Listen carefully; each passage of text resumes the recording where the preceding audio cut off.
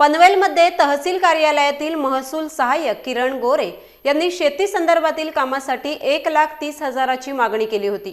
मात्र शेतकऱ्यांनी ही तक्रार नवी मुंबई लाचलुचपत विभागाला केल्यानंतर गोरे यांनी मला फक्त 40,000 द्या अशी मागणी केली।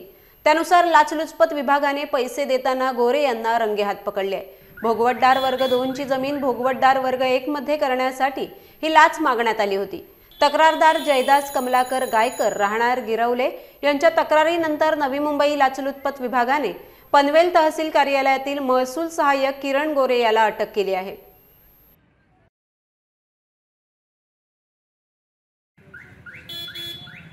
मी 3 जानेवारीला अर्ज केलेला। आपण वडिलांची जमीन आहे, वडिलांच्या जमिनीसाठी आपण भोगवटदार 2 म्हणजे 32 गजची जमीन आपण त्याला कन्सिडर करतो।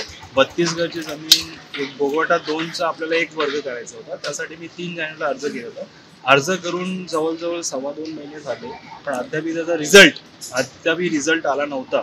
तर मी त्या अनुषंगाने लाचलुचपत म्हणजे anti corruption bureau Navi Mumbai यांचा संपर्क साधला। त्याच्यामध्ये इन बिटवीन काय झालं की माझा क्लासमेट गणेश म्हणून आहे, त्यांच्या थ्रू मी anti corruption bureau Navi Mumbai यांच्या मात्र संपर्क केला।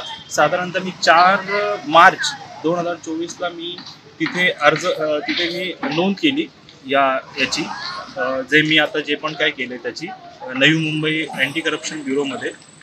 त्यानंतर मी त्या 3 आम्ही ट्रॅक रचलं होतं त्याच्यामध्ये, पण त्यासाठी रेकॉर्डिंग चालू होतं। पण आत्ताचा जो ट्रॅक होता तो यासाठी होता, तो गोरे अण्णा आहेत, सहाय्यक अधिकारी म्हणून आहेत किंवा सहाय्यक कारकून आपण त्याला म्हणूया, सहाय्यक कारकून म्हणून तिथे काम करत आहेत। त्यांनी माझ्याकडून 40,000ची लाच घेताना म्हणजे आपली जमीन 44 सर्वे नंबर 44चा क्षेत्र साधारणतः 34 गुंठ क्षेत्र होतं आपला।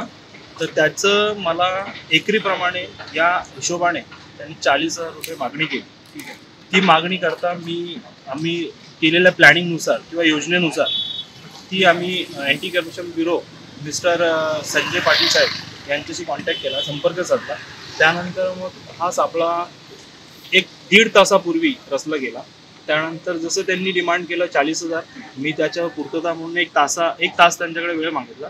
1 तासानंतर जसं आम्ही त्यांना पैसे देणं केल्यानंतर बाकी आम्ही त्या म्हणण्याप्रमाणे ट्रॅक जो होता सापळा जो रचना होता ते ACP त्यानंतर त्यांचे सहाय्यक वगैरे सगळे आजूबाजूलाच होते।